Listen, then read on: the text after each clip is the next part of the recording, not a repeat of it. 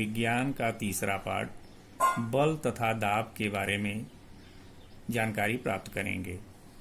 बल का अर्थ, स्थिर वस्तु पर बल क्रियाशील न हो तो वह स्थिर ही रहती है। गतिशील वस्तु पर बल क्रियाशील न हो तो वह उसी वेग से व उसी दिशा में सतत गतिशील रहती है। यह न्यूटन का गति संबंधी पहला नियम है।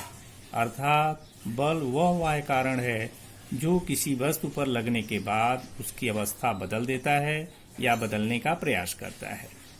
संपर्क व असंपर्क बल। मोटर ढकेलने वाले मनुष्य द्वारा पीछे से बल लगाने पर मोटर आगे की दिशा में ढकेली जाती है। फुटबॉल खेलने वाला लड़का पैर से गेंद को ढकेलता है। इससे स्पष्ट होता है कि दो वस्तुओं में आंतर क्रिया द्वारा उन वस्तुओं पर बल प्रयुक्त होता है।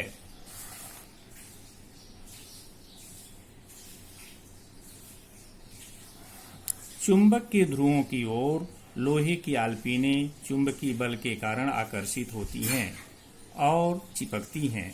बालों पर रगड़ी हुई कंघी की ओर टेबल पर रखे गए कागज के टुकड़े आकर्षित होते हैं।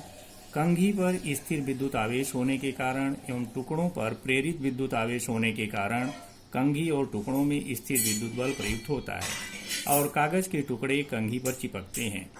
पिंडों का एक दूसरे के साथ सीधे संपर्क के कारण अथवा एक और पिंड के द्वारा किए गए संपर्क के कारण बल प्रयुक्त होता है। इस प्रकार के बल को संपर्क बल कहते हैं। दो वस्तुओं में संपर्क न होने पर भी उन दो पिंडों पर बल प्रयुक्त होता है। इस प्रकार के बल को असंपर्क बल कहते हैं। स्नायु बल, पेशीय बल यह संपर्क बल का उदाहरण है। यह हमारे स्नायुओं, पेशियों की मदद से पिंडों पर प्रयुक्त किया जाता है। उठाना, ढकेलना, खींचना ऐसी अनेक क्रियाओं में यह बल प्रयुक्त होता है। इसके विपरीत चुंबकीय बल, गुरुत्वीय बल, स्थिर विद्युत बल जैसे बल किसी भी प्रकार के संपर्क के बिना प्रयुक्त होते हैं। इसलिए ये बल असंपर्क बल के उदाहरण हैं। संतुलित और असंतुलित बल। रस्सी खींच का खेल खेलने वाले अपनी अपनी दिशा में डोरी को खींचते हैं। दोनों ओर से एक समान ताकत अर्थात समान बल हो तो डोरी हिलती नहीं। एक ओर का बल अधिक होने पर डोरी उस ओर सरकती है, अर्थात पहले दोनों ओर से लगाया गया बल संतुलित था। वह असंतुलित होने पर अधिक बल की दिशा में डोरी सरकती है। अनाज से भरा पड़ा डिब्बा जमीन पर सरकते समय एक व्यक्ति की अपेक्षा दो व्यक्तियों द्वारा एक ही दिशा में बल लगाने पर सरकाना आसान होता है।